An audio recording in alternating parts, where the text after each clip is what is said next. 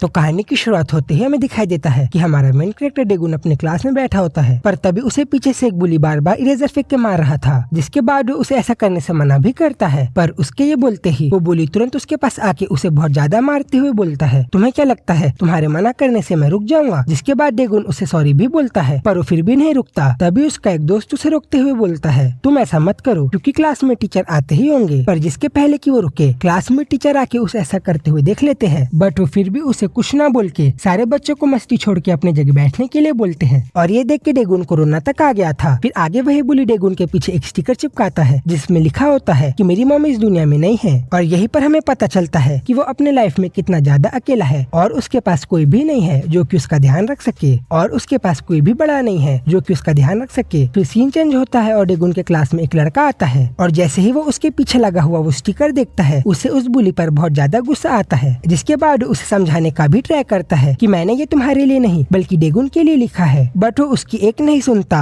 और आगे उसे बहुत ज्यादा मारते हुए बोलता है, मैंने तुम्हारे साथ एक बार खेल क्या लिया, तुम अपने आप को बदमाश समझ रहे हो, याद रखना अगर तुमने ऐसा फिर से कुछ किया तब तो मैं तुम्हें जिंदा नहीं छोड़ूंगा। फिर सीन चेंज होता है और हम डेगुन को देखते हैं जो कि अपने आप को आईने के सामने देख के बोल रहा था, अब मुझे स्ट्रॉन्ग बनना पड़ेगा, वो भी सबसे ज्यादा स्ट्रॉन्ग। और इसीलिए वो अगले ही दिन से रनिंग और पुशअप करना स्टार्ट कर देता है, जिसके कारण उसका हाइट और वेट तक बढ़ने लग गया था। और साथ ही में वो टीवी को देख के फाइट करना भी सीख जाता है। और ऐसे ही उसके ये करते करते थोड़ा टाइम बीत जाता है, जिसके बाद वो पूरा बदल गया था। और जब वो ऐसे स्कूल में जाता है वहाँ किसी को भी यकीन नहीं होता कि ये वही पुराना वाला डेगुन है जिसको वो जानते थे। और यही पर ये सीन खत्म होता है। फिर हम आगे 2 साल बाद का सीन देखते हैं, जहाँ पर एक लड़की कुछ लोगों को बता रही थी कि आजकल स्कूल के बुलीज टीचर के कंट्रोल में भी नहीं आ रहे, पर इसके बाद भी वो लोग अपने से ज्यादा स्ट्रॉन्ग बुलीज के साथ अच्छे से बिहेव कर रहे हैं। इसलिए अब हमें एक सीक्रेट टीम बनानी पड़ेगी जो कि इन बुलीज के ऊपर सीक्रेटली नजर रख के इन्हें कंट्रोल में लाएगी। और ये हम करेंगे इनके ही बीच एक और ताकतवर बुली को लाके जो कि हमारे साथ होगा। पर तभी वहाँ का एक आदमी चिल्लाते हुए बोलता है, तुम्हारा मतलब हम वायलेंस को कंट्रोल करेंगे, वो भी वायलेंस की ही मदद लेके। पर तभी उसे टोकते हुए वहाँ के चेयरमैन बोलते हैं,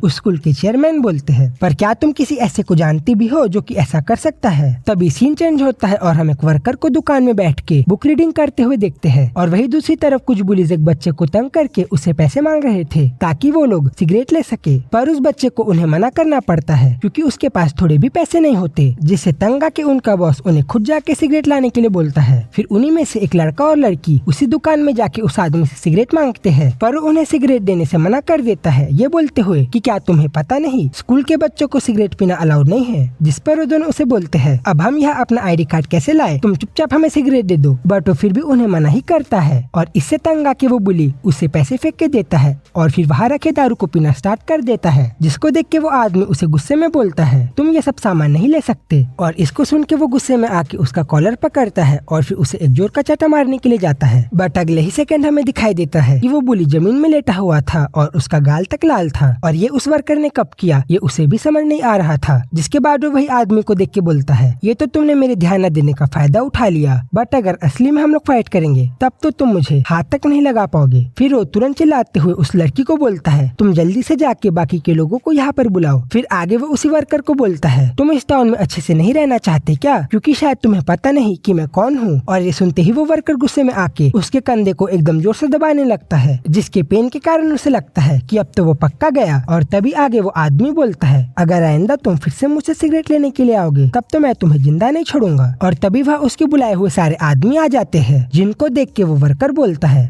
तुम्हारे तो बहुत सारे दोस्त हैं। जिसके बाद उनमें से एक लंबा चौड़ा आदमी सामने आके उससे बोलता है, तुम्हारा दिमाग पक्का खराब हो गया है वर्कर, इसीलिए मैं तुम्हें सबक सिखाऊंगा। और फिर वो अपने हाथ को आगे बढ़ाता है उसे मारने के लिए, बट अगले ही सेकंड वो आदमी उसे एक जोर का चाटा मारता है, जिसके लगते ही वो तुरंत जमीन में जाके गिर जाता है। और इसे देख के वहाँ के सारे लोग तक हैरान थे। जिसके बाद वो आदमी उन सबको एक साथ उसके ऊपर अटैक करने के लिए बोलता है ताकि वो उन सबको एक साथ सबक सिखा पाए। जिसके बाद वो सारे एक साथ उसके ऊपर अटैक करने के लिए जाते हैं। और तभी एक बुली उसे पंच मारने ही वाला था कि तभी वो वर्कर उसे एक जोर का मुक्का मारता है। फिर बाकी के लोगों के अटैक को ब्लॉक करके पहले तो उनमें से एक को अपने कोहनी से सर में मारता है और फिर दूसरे को एक जोर का किक मार के सबक सिखाता है। और तभी वो पहले वाला बुली अपने सामने रखी बोतल को उठाता है उस वर्कर के ऊपर अटैक करने के लिए, पर जिसके पहले कि वो ऐसा करे वो आदमी ही उसे एक जोर का पंच मार देता है। तभी उसे ऐसा करते देख उन पुलिस का लीडर घबराते हुए बोलता है, इस दुनिया में एक ही है जो कि ऐसा कर सकता है, क्या तुम वही डेगुन तो नहीं जो कि एक टाइम पे इस पूरे एरिया का लीडर था, जिसको सब लोग गुन करके बुलाते थे जिसने अपने टाइम पे चल रही एक लड़ाई को 2 हफ्ते में ही खत्म कर दिया था। और इस पर डेगुन बोलता है वो सब तो ठीक है, बट अब हम ये बाकी लोगों का क्या करें। वो बुली बोलता है ये सब की चिंता आप मत लो, और फिर वो उन सबको जाके उठाता है। फिर आगे हम देखते हैं कि डेगुन उस फर्स्ट बुली के ऊपर बैठ के बाकी सबको मुर्गा बना के उन्हें सबक सिखाता है। और तभी उसे ऐसा करते हुए पीछे से वही पहले वाली लड़की देख रही थी। और जब वो उन बुलिस को सबक सिखा के अपने घर जा रहा था तभी वो लड़की उसे रोक के अपने प्लान के बारे में बताती है, जिसको सुन के डेगुन बोलता है तुम्हारा मतलब एक बुली बाकी के सारे बुलिस के ऊपर राज करके उन्हें कंट्रोल में लाएगा। वो लड़की बोलती है हाँ ऐसा ही है, और मुझे पता है तुम इस ऑफर को मना नहीं कर सकते तुम्हारी पुरानी गलतियों के कारण। डेगुन बोलता है तुम मेरे पास्ट को छोड़ो और मुझे ये बताओ कि अब मुझे आगे क्या करना है। वो लड़की बोलती है तुम हमारे अंडर काम करके स्कूल में एज अ ट्रांसफर स्टूडेंट जाओगे। और फिर आगे हम डेगुन को वही पुराने रूप में उसी हाई स्कूल में एज अ ट्रांसफर स्टूडेंट बन के जाते हुए देखते हैं, वो भी बस 20 की एज में। जहाँ पर हमें दिखाई देता है कि एक बुली जिसका नाम जॉन होता है वो जॉन को बोलता है चलो अब हम ब्रेड खाते हैं, जिस पर वो बोलता है तुम ब्रेड छोड़ो और मुझे उस ट्रांसफर स्टूडेंट के बारे में बताओ जो आज आने वाला है। फिर आगे वो कुछ बोले उसके पहले ही उनके क्लास में टीचर आके बाकी सबको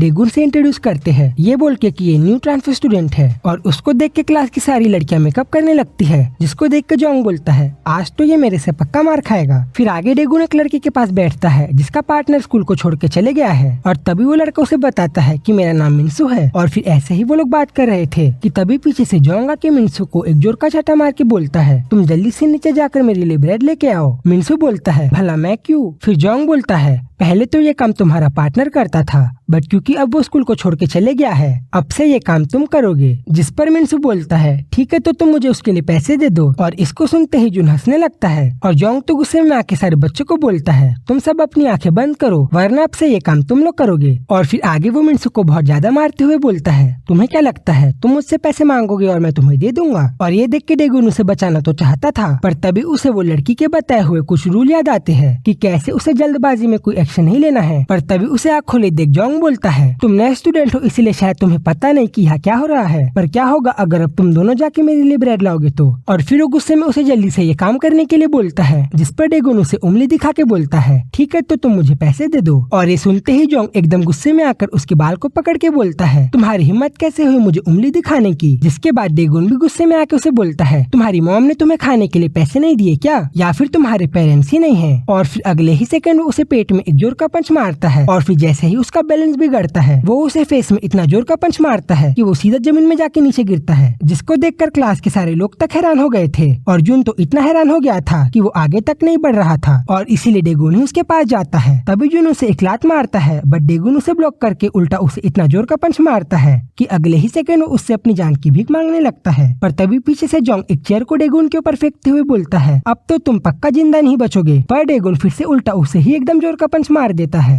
और ये सीन यहीं पर खत्म होता है। और हम आगे जून और जोंग को मार खाने के बाद जमीन में बैठा हुआ देखते हैं, और वही डेगुन खड़े होकर बोल रहा था अच्छा तो ये है एक बुली बन के बाकी के बुलिस को कंट्रोल करना। फिर वो जोंग को पकड़ के बोलता है अब तो मैं भी देखना चाहूंगा कि वो कौन सा ब्रेड है जिसके लिए तुम इतना नाटक कर रहे थे। जिस पर जोंग बोलता है तुम्हें क्या लगता है तुम हम दोनों को मारने के बाद जीत गए हो, अभी तो तुम हमारे लीडर को जानते भी नहीं हो, वो अभी पक्का यहाँ आता ही होगा। और तभी अचानक से उस क्लास का गेट खुलता है, और फिर हमें उनका लीडर मान दिखाई देता है, जिसको देख के डेगुन बोलता है अच्छा तो ये है तुम्हारा लीडर। और यहीं पर ये चैप्टर खत्म होता है। तो अगर आप सबको वीडियो अच्छी लगी हो तो जरूर से एक सब्सक्राइब करना। जल्दी से मिलूंगा इसके आगे की स्टोरी के साथ, तब तक के लिए बाय बाय।